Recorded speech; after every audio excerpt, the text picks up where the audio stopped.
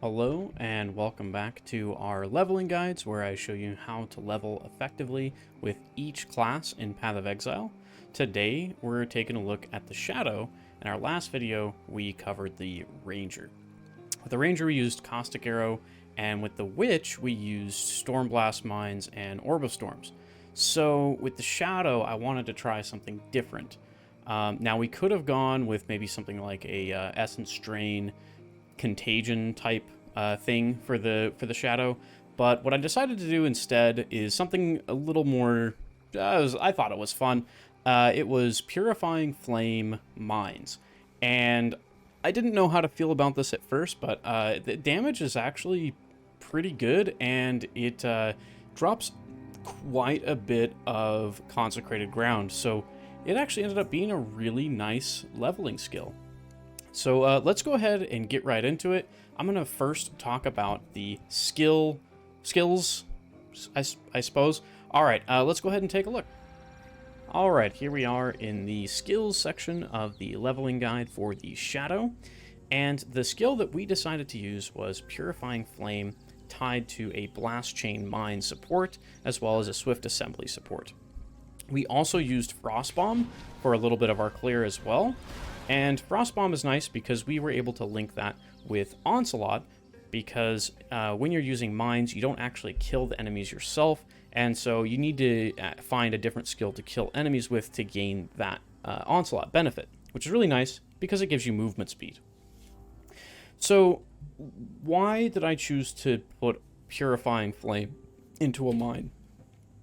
Well, first off, I already leveled with Orb of Storms and Stormblast Mines with my Witch Guide, and I already leveled with Caustic Arrow with the Ranger in my Ranger Guide. So I wanted to use something a little bit different, and yeah, you probably could level a lot faster using the Orb of Storms and Stormblast Mines on the Shadow. However, you know, this was a lot of fun, and I'm going to show you why. So first off, Purifying Flame on its own is not that impressive. It does have a decent amount of damage, but it's pretty slow.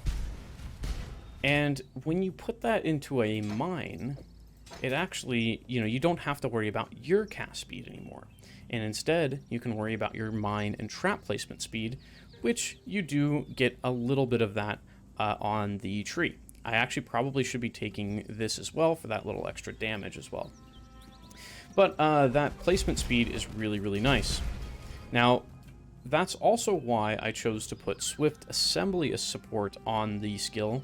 At first, I had used added fire damage, and that would probably be the pick for me when it comes to a fourth socket or fourth link for this. But so how Swift Assembly works is it gives you a chance to throw out additional mines, up to 3. So that's really nice, because how Blast Chain works, which is the skill that lets us turn Purifying Flame into a mine, is that you get more damage for each prior mine that was detonated in that sequence. So this works really, really well together, and it really makes for a lot of damage. Again, Consecrated Ground will also make your critical strikes land easier onto enemies, and it gives you life regen when you're standing in the effect. So let's go ahead and take a look at how this played out. So when we would get into a group of enemies, we'll go ahead and place our Frost Bomb and throw out our mines, and you can see the damage is it's pretty good. And the other thing that's really nice about Purifying Flame into a mine is that you actually don't have to aim it. And so you can just place the mines anywhere. Like if we place this next to the enemy, the mines will auto-target once it detonates. And it's really, really nice. But if we're standing close like this, we're actually getting that life regen from the Consecrated Ground. So those are Einhar beasts. They're actually pretty... they have quite a bit of life. So they do take a while to take down, but I figured that's actually a pretty good demonstration for the skill. Anyway, so I'm going pretty slow right now just to demonstrate, but you actually can move pretty fast with this, with the combination of Smoke Mine and Flame Dash. But I just wanted to give you an idea of what Try this to do looked better like. than 3 rounds I actually this time. did some ultimatums with this, and it was just fine leveling up. I don't know what this would look like in maps. This is not a, build guide by any means. This is just for leveling. And so yeah, that's it for that. Let's go ahead and take a look at the passive skill tree, because there's some really important things that I wanted to talk about with this build. Alright, here we are on the passive tree, and we actually just leveled right before I opened the tree. So here's what I wanted to talk about. The shadow is absolutely amazing when it comes to various ways that it can level, because you could level this with mines, you could level this with the old classic Stormblast mine and Orb of Storms. You could even level this with the Chaos Caustic Arrow. With these here, you can level it for there's just so many things. You could level it with Essence Drain, Contagion, all like that, because it's got the Chaos nodes right here as well. Now, if you're using a skill where you're actually killing the enemies yourself, there's a really important node that I wanted to mention. It's called No Witness.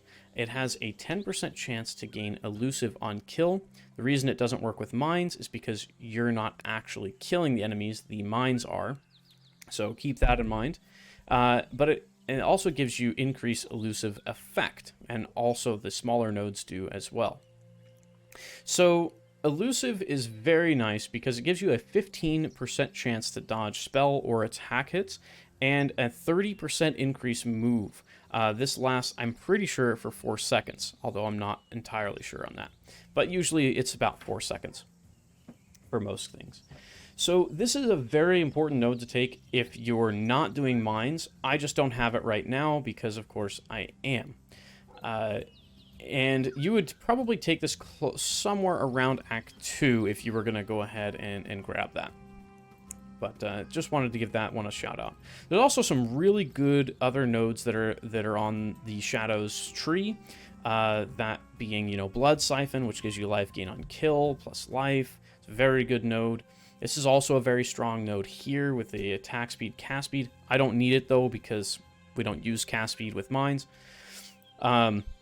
Critical strike chance. They've also got these critical strike chance and multiplier here, which is going to be important for later.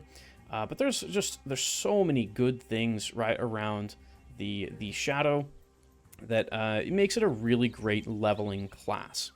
Alright, that's it for the passive tree. Let's go ahead and take a look at maybe some of the vendor recipes and gear and everything else that you might see on a build. Alright, here we are on the gear and pretty much everything else that I wanted to talk about when leveling the build. So, let's go ahead and take a look at the most important vendor recipe for this leveling guide. Now I use this for my Templar as well, and it's so good that I have to bring it up again. So how this works is if you put in a weapon plus a resistance ring of any type and an alteration orb, you will get a added damage to spells equal to the element that the ring has. So I'm going to show you how that works. You put in your weapon, you put in your ring, and then you put in your orb. So you'll notice this has 6 to 13 fire damage to spells now, and if we hit accept, it's going to retain its sockets, and it's going to have that fire damage roll onto it. Now, you can actually boost the damage of this by putting on a ring that actually has a higher rarity. So if I put on a blue ring, which is magic, and it's still fire, but if we put that on, it's still a pretty crappy ring, but it's actually going to give us a higher damage roll. So now we have a 12 to 19 fire damage to spells. If we put a rare ring on this, it's going to go up even more. One thing I want to mention, though, is you want to watch out early on, because the level requirement will shoot up based on the damage roll that you get for that element. So if you use a rare ring, the level requirement is going to be something silly like 20, which we'd be fine for now, but when you're low level, that can ruin your weapon if you don't have another ring to put onto it. So then I wanted to also show that if you use a different resistance ring, so like this lightning one, for example, it's going to give you a lightning damage to spells. And again, the rarity still applies too. So if it's a blue ring, a blue lightning ring, I should say, then you're going to get a higher lightning damage to spells roll onto that weapon.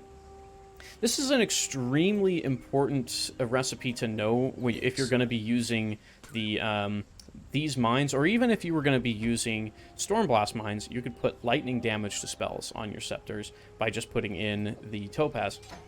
The reason it's important is because if your damage starts to fall off at any time, let's say, you know, you get through Act 2 just fine, and now you're in Act 3, and your damage is going down, well, then you might want to just take a look at your scepters. You can continue to use the same ones if the sockets are still working out for you, and just put in a higher damage roll by increasing the rarity of the ring that you put in for your recipe.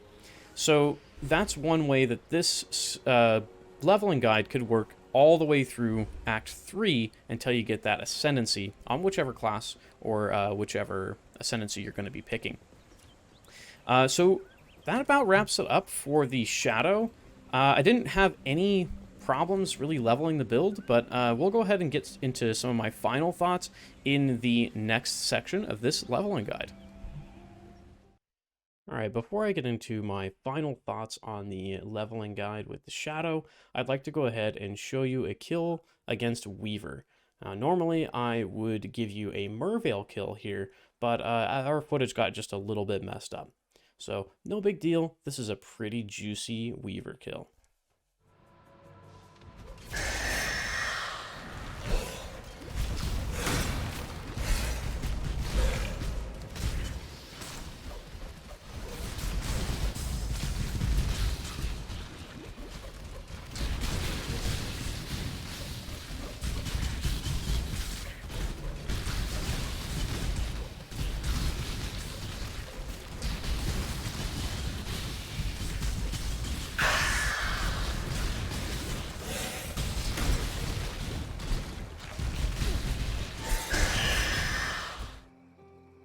And that wraps it up for the Shadow leveling guide using the Purifying Flame mines, which is kind of an interesting skill to use, but I actually had so much fun leveling this build.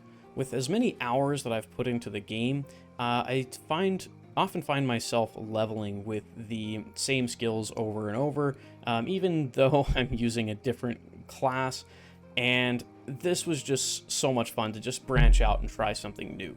So I hope you guys enjoyed watching it, and maybe you learned something new about Purifying Flame. It's kind of, you know, I don't know if it's one that a lot of people tend to use. In any event, thank you so much for sticking around to the end of the video. You guys take care, and I will hope to see you on the next one.